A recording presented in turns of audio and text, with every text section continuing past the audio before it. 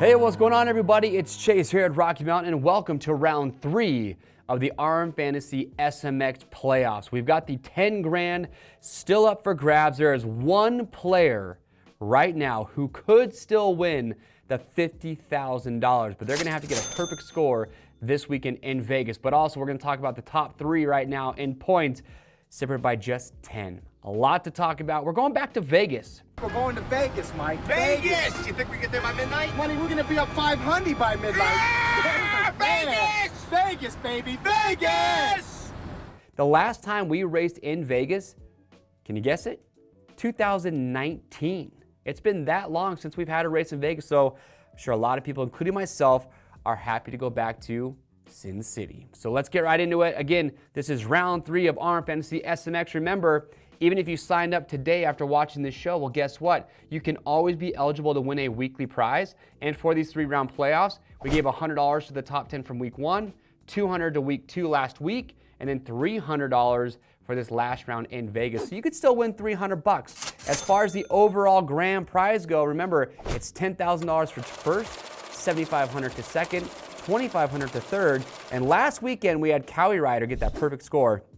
That's the only perfect score so far, and Cowie Ryder outside the top 10 right now. But you got to remember that round 3 is both triple points for the riders. It's also triple points for fantasy. So don't count anybody out as we go into this round. So Cowie Ryder, if you're watching, well, we're wishing you luck, my man. All right, that being said, let's get right into it from our results from Tejas, Texas Motor Speedway. Hunter, he finally did it, folks. We were waiting for him to do it all summer long in the motocross series. Finally gets that elusive first overall win. And I'll say it again. I wish he'd show a little bit more enthusiasm on the podium. You know, he kind of just said, yeah, it feels good. It was a box to check off, but I kind of figured he'd be a little bit more excited, but hey, still got a lot to race for because he is now the leader for the SMX playoffs in the overall Super Motocross title by 1 point over Chase Sexton, who got second overall. Is this the Sexton we're going to get now? A dominating win? Look, all his rivals were behind him in that second moto, but he won by like 6-7 seconds. He made it look pretty dang easy.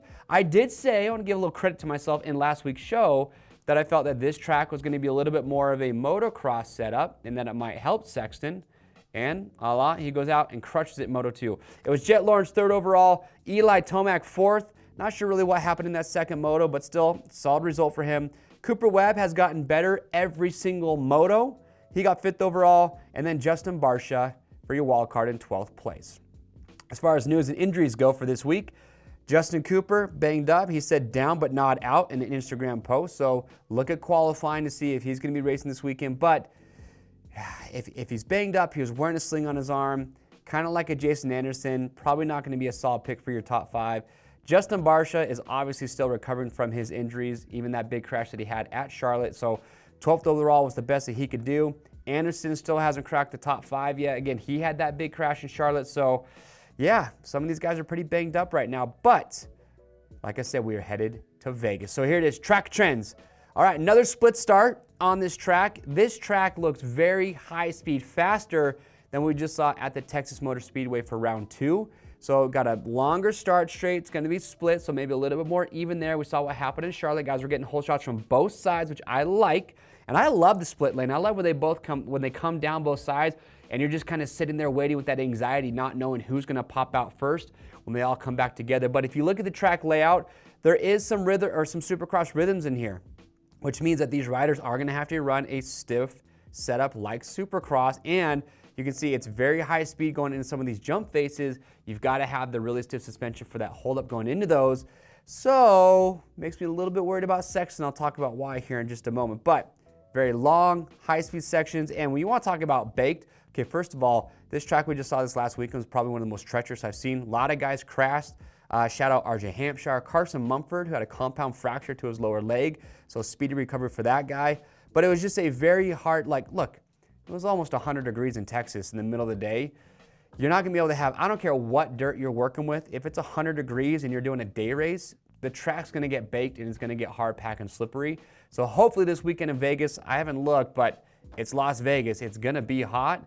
And yeah, this track's going to probably be similar to Texas, where it's going to get very baked, high speed, a lot of flat corners. So riders that have the best throttle control are probably going to have a good result here. All right, here we go. These are your top contenders. I got 6 riders up here on the table that I think are worthy to be talked about in this segment. Hunter finally got that first elusive overall win. Could he have been more excited? I think so, but I think he believes he can win this thing. I truly do. He's got $1 million up for grabs. He's got the points lead by 1 point. Interesting though, he's never raced in Vegas, 450s or 250s. Neither has his brother. So will that play a factor? I don't know, but it's just kind of interesting that we have guys that are in this championship hunt that have never raced in Vegas. I can't believe it's been that long, but look, Hunter's been good. He's a solid podium pick for this weekend. Chase Sexton, 4-1 for second overall. Is he back? Now here's the deal. At Charlotte, had that Supercross rhythm lane plus some high-speed sections. Didn't get along with his bike. Didn't do very well there. Last week, I said it, a little bit maybe of a softer Supercross or a stiffer motocross setup. He does well. He crushes it in that second moto. This track is going to have high-speed sections with Supercross rhythm lanes, so he's going to have to go back to that Supercross setup. I don't know if he's figured it out yet, but probably should be on your podium either way. Here's the cool thing, though, is that Hunter, Chase, and Jet are separated by 9 points, which means it is winner take all in Vegas. Because you have to remember that between first and second overall, normally it's just 3-point gap, but it's triple points in Vegas, which means 9 points is the gap between first and second overall, which means for these 3, whoever wins the overall is going to win this championship. That's pretty freaking awesome. But Jet, he's 9 points back, 3-2 for third overall last week. Said he had to work on some stuff with the bike, including the mapping, which I think is why he thinks he stalled the motorcycle. Maybe the mapping wasn't very great off the initial crack of the throttle, but we'll see. But like I said, out of Jet, Chase, and Hunter, Chase is the only one that's raced in Vegas, and that was on a 250, so take that for what it's worth. Eli Tomac, look, he's 21 points back, kind of out of this thing. Hey, anything could happen, but pending a failure from these 3, Tomac's probably going to finish 4th overall in the title hunt, but he could win this overall in Vegas very easily. He went 2-5 for 4th overall in Texas. Almost had the whole shot in Moto 1. His starts have been good, but here's the kicker. Tomac's average finish in 6 races in Vegas is 2, not including Monster Cups. He has been phenomenal on these harder, dry-packed Supercross tracks, so I think Tomac is going to go into Vegas knowing he's been phenomenal there in the past. It's going to give him confidence. So again, he could very easily win this thing. Cooper Webb, it's gotten better every moto. Took 3rd overall in Vegas when he won his title in 2019. He's gotten better every race though. 14, 8, 5, 4 moto scores so far. And look, he's getting better. He's got that dog in him. So I think Webb, solid top 5. 4th or 5th place I think is going to be the right spot for Webb this weekend. And then there's Ken Roxon. He's been the most consistent rider up here. 5'5", 6'6". He finished 5th overall in Charlotte. What's crazy though, as I was looking at it, and I didn't believe this till I read it, he's only raced in Vegas 1 time in Supercross, and he finished 20th in the 450 class. 250s, probably raced there, but 450s, he's only been there 1 time. He was hurt all those years, and he got 20th, so not a lot of data for Kenny in Vegas, but he did win Monster Cup, so you can also take that for what it's worth. All right, here we go. Wildcard Watch. So for this week, for Wildcard Watch, it is 13th, and this could be pivotal in who wins that cash for the top 3 overall. But here are my top 5, or my top picks. Colt Nichols, he's gone 13, 10, 10, 10 moto scores. So 9, 10th overall so far, so he's looking pretty good. Maybe he's a little bit better than 13th. Marshall Welton, though, his moto scores, 13, 14, 22, 15. He went 12, 18th overall so far. So Marshall's looking good. Shane McElrath, 15th overall last week, 13th overall in Charlotte, and he's gone 15th twice with a 14th and a 13th moto finish. Justin Barsha, my last guy here, 12-13 for 12th overall last week. Remember, he's pretty banged up. He was already coming off the couch from letting his knees rest all summer long. And then he had that big crash in practice at Charlotte, so he's banged up. So he might not be a bad pick for 13th overall. And then my little sleeper pick could be a Dean Wilson, who just went 14th, 11th for 11th overall last week. All right, so here they are. These are my points locked in. I'm going to go Eli Tomac for the overall win. He's just been so good in Vegas. He loves these high-speed tracks. He's looking great. I'm going to go Tomac. I'm going to go Jet Lawrence 2nd. I'm going to go Hunter 3rd. And by putting Hunter in 3rd means that he would be your overall, your SMX champion. I'm going to go Sexton 4th.